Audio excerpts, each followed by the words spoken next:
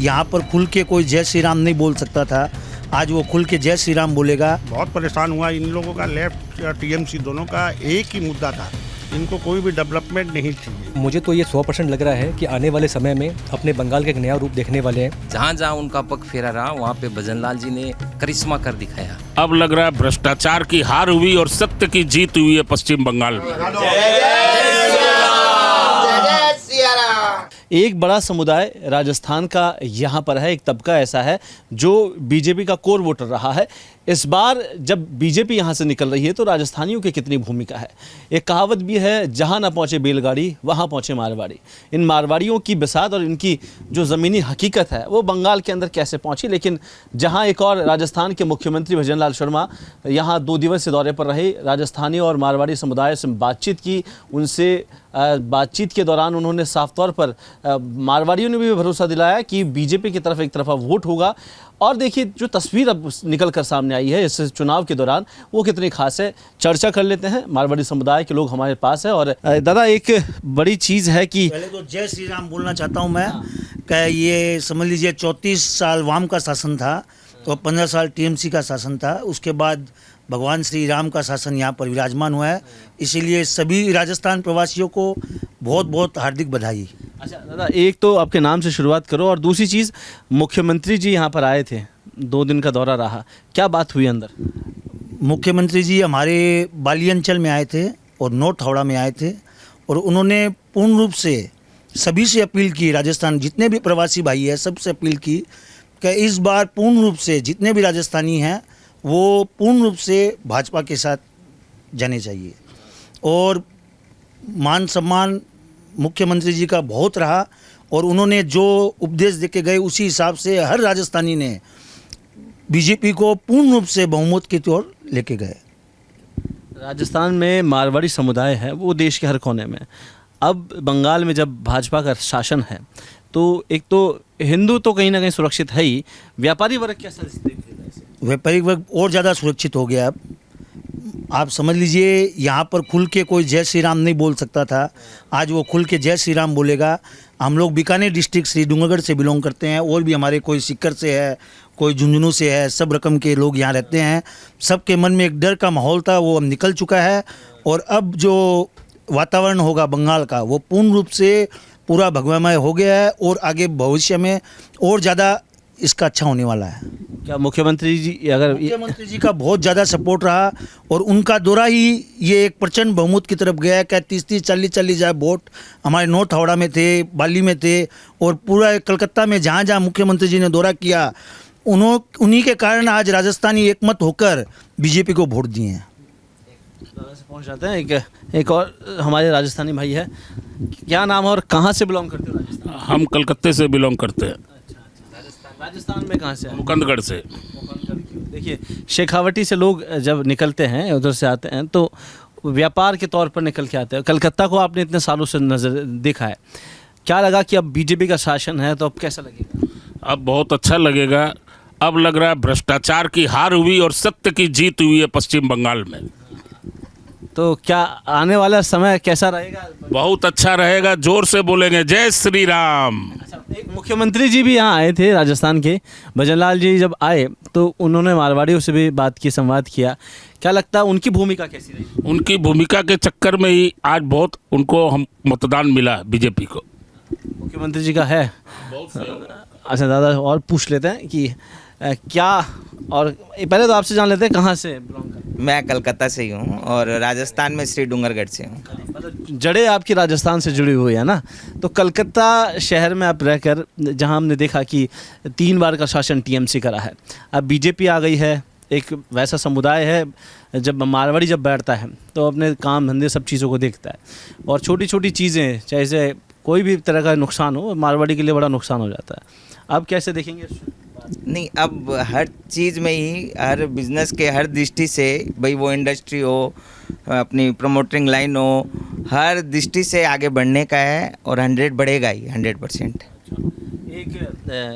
क्योंकि अब नई सरकार होगी, कैसी अपेक्षाएं रहेंगी कि क्या कुछ हो नया ऐसा? जो अपेक्षा यही रहेगी कि भाई इतने साल टीएमसी का जो शासनकाल था उसमें क्या था, बहका माहौल था और ये भय इस बार बीजेपी आने से आउट होगा और गुंडागर्दी बदमाशी सब बंद होगी। ये होने से अपने आप सब कुछ अच्छा हो जाएगा। क्या राजस्थान के मुख्यमंत्री जी आए थे, आप भी कार्यक्रम में थे, क्या क्या संवाद हुआ? उनसे संवाद यही था कि भाई उन्होंने बोला कि भाई एक बार बीजेपी को लाओ आप लोग। ऐसे ही हम लोग शुरू से ही बीजेपी सपोर्टर थे और इस बार पूर्ण रूप से 100% नहीं 200% बीजेपी को ही वोट गिरा। कितनी भूमिका है भजनलाल जी की? लोग कह रहे हैं कि पग फेरा ऐसा है कि वो जहाँ जाते हैं एकदम पग फेरा है और उनके आने से ही ये माहौल है जो चेंज हुआ और हमारे मारवाड़ी समाज के अंदर एकजुटता पहले भी थी और उनके आने से और पूर्ण हो गई।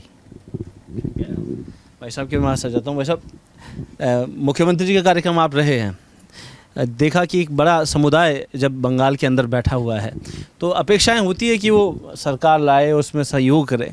कितना मारवाड़ियों को देखते हैं, कितने मारवाड़ी समाज या गुजराती समाज, कितने लोग हैं जो उनकी बदौलत बंगाल में आज बीजेपी में मेरी बात हुई थी मुख्यमंत्री जी से, जहाँ जहाँ उनका पग फेरा रहा वहाँ पे भजनलाल जी ने करिश्मा कर दिखाया।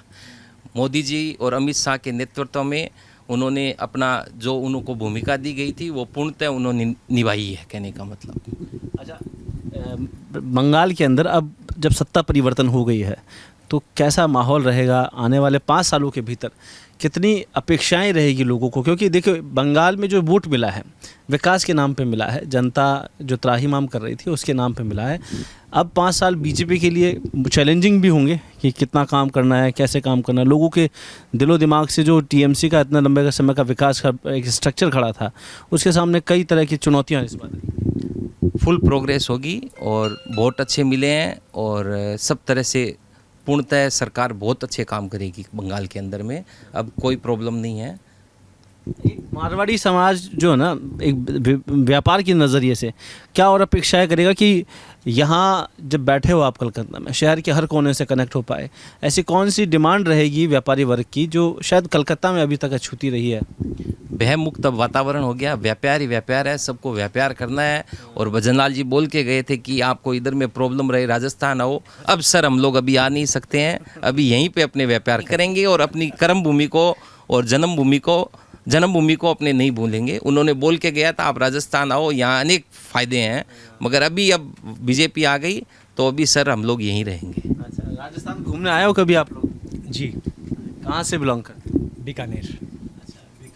सरहदी ज़िलों से इतना दूर आ जाते हैं लोग और जब ऐसा देखते हैं कि यहाँ शासन के अंदर कई तरह की खामियां नज़र आती है, अब फिर एकदम से अब सरकार बदलती है और डबल इंजन की सरकार इस बार वापस जहाँ बंगाल में इस बार पहली बार होगी, कैसे देखते हैं?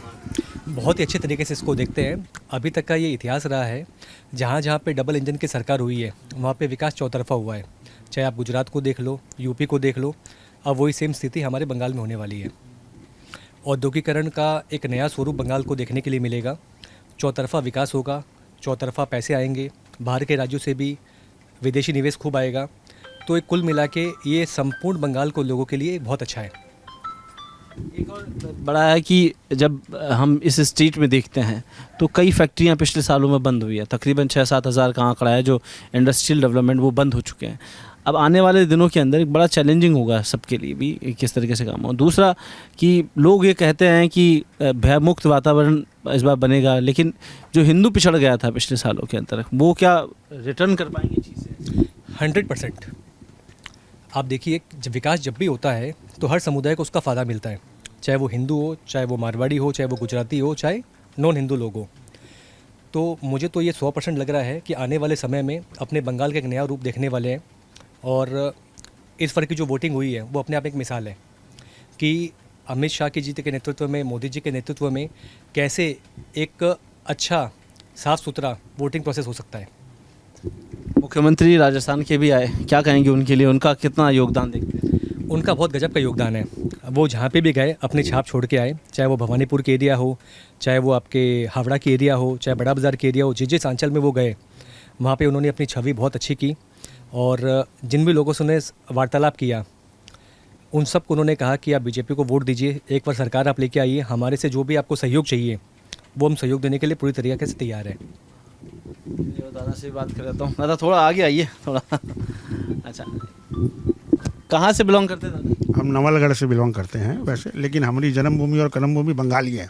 हम यहीं पैदा हुए हैं, हमारे बाप दादा राजस्थान में नवलगढ़ से पैदा हुए। अब देखिए एक अभियान चलाया मुख्यमंत्री जी ने राजस्थान में कर्मभूमि से जन्मभूमि के लिए, तो न्योता तो देखिए गए हैं, लेकिन अब डबल इंजन की सरकार यहाँ भी है, तो अब कैसा वातावरण देखते हैं इस बार? देखिए हमारी तो कर्मभूमि और जन्मभूमि यही है, लेकिन उसके बाद भी हमने राजस्थान में जयपुर में इंडस्ट्री लगाई, क्योंकि यहाँ इंडस्ट्री का कोई भी स्कोप नहीं था बंगाल के अंदर में। कट मनी या कोई भी इंडस्ट्री लगाने जाओ पहले घूस दो, उसके बाद यहाँ पर यूनियन का काम हो जाता है, तो कोई तरह का इंडस्ट्री जो भी था वो बंद हो गया है यहाँ पर। तो आज जैसे मुख्यमंत्री जी आए राजस्थान वाले, उन्होंने हम लोगों को बोला आप लोगों की जो वहाँ प्रॉपर्टी है, अगर आपके पास कागज़ है आप हमारे पास लेके आइए, किसी ने अवैध कब्जा कर रखा है तो हम उसको आपको रिलीज़ कराएंगे। ये उनका बहुत बड़ा सहयोग रहा और कई जन उनके पास गए, उन्होंने ये काम करके भी दिखाया कि आप आइए हमारे पास, आपकी ज़मीन का कागज़ दिखाइए, हम उसको सपोर्ट करेंगे। ऐसा रहा कि कभी जब राजस्थान का आदमी यहाँ आया है और व्यापारी वर्ग हो, नया नया कोई आने वाला हो इधर, तो वो शुरुआत में जब जैसे लेफ़्ट का शासन रहा हो, टीएमसी का शासन, वो परेशान हुआ हो? बहुत परेशान हुआ। इन लोगों का लेफ्ट या टीएमसी दोनों का एक ही मुद्दा था, इनको कोई भी डेवलपमेंट नहीं चाहिए। ये खाली आदमी को हरामखोरी की नीति में डेवलपमेंट कराना है इनको, बाकी काम करने नहीं देना है आदमी को। हम लोग यहाँ मारवाड़ी आके हम लोग चाहते हैं कि यहाँ काम करवाएं, लेकिन इन लोग नहीं चाहते हैं कि काम कराएं। यूनियन करवा दे, दुकान में स्ट्राइक करवा दे, फैक्ट्रियाँ बंद करवा दी। ये लोग चाहते ही नहीं है कि यहाँ डेवलपमेंट हो, तो डेवलपमेंट कहाँ से होगा। लेकिन आज बीजेपी आई है, हम लोगों को ये आशा है कि 100% बंगाल का विकास होगा, डेवलपमेंट होगा। जो आज से पहले उन्होंने बीजेपी के फाउंडर ने जो अपना सपना देखा था, आज उनका सपना पहली बार पूर्ण हुआ है। उनकी आत्मा को शांति मिली है, श्यामा प्रसाद मुखर्जी जी की आत्मा को शांति मिली है आज। देखिए जो एक बंगाल को लेकर कहा गया था कि गंगा सागर को अगर जीत लिया जाएगा तो जो अरब सागर की जो ज़मीन है, यानी गुजरात से टच होते हुए जो सरहदें हैं, वो पहले ही भाजपा के पास है। तो अब ये कहा जा सकता है कि जो एक कमल खिलने की बात कही गई थी, अंधेरा छटेगा कमल खिलेगा, ये तमाम जो वाजपेयी जी के जो बातें थी, उनके कहने वाले जो तथ्य थे, वो कहीं ना कहीं सार्थक साबित हुए हैं। और यही वजह है कि पश्चिम बंगाल की ज़मीन पर इस जो ममता राज का गढ़ था, उसको ढहाने में और इस किले में भेद करने में एक बड़ी भूमिका रही। राजस्थान के मुख्यमंत्री हो या तमाम राज्यों के बीजेपी शासित मुख्यमंत्री, स्टार प्रचारक, खुद गृह मंत्री और प्रधानमंत्री की बड़ी भूमिका बंगाल में एक बड़े चुनाव के बीच में यहाँ जीत दिलाती हुई नजर आई है। और देखिए आने वाला समय 5 साल का है, इस भीतर में कितना विकास बंगाल के अंदर होगा, ये ज़मीनी हकीकत आपको साफ तौर पर नजर आएगी। आम जनता जिन त्रासदियों से, जिन वजहों से बंगाल से दूर होती आई है, यहाँ के लोग जितने पलायन कर चुके हैं, चाहे रोजगार के लिए, इंडस्ट्रीज़ के लिए, वो शायद अब धीरे धीरे वापस बंगाल की असली अस्मिता की ओर लौटना शुरू होगी। लेकिन देखने वाला समय ये होगा कि आखिरकार बंगाल के भीतर इन 5 सालों के अंदर कितना परिवर्तन होगा, क्योंकि इसी स्लोगन के साथ इस बंगाल में चुनाव हुआ। परिवर्तन होगा या खेला होगा, खेला भी हो चुका है, परिवर्तन भी हो चुका है। अब देखना होगा कि 5 साल इस कमल को कितनी खुशबू इस बंगाल के अंदर बिखेरने का काम करेगा। कैमरा पर्सन त्रिलोक के साथ कुलदीप, रिपोर्ट भारत, कलकत्ता।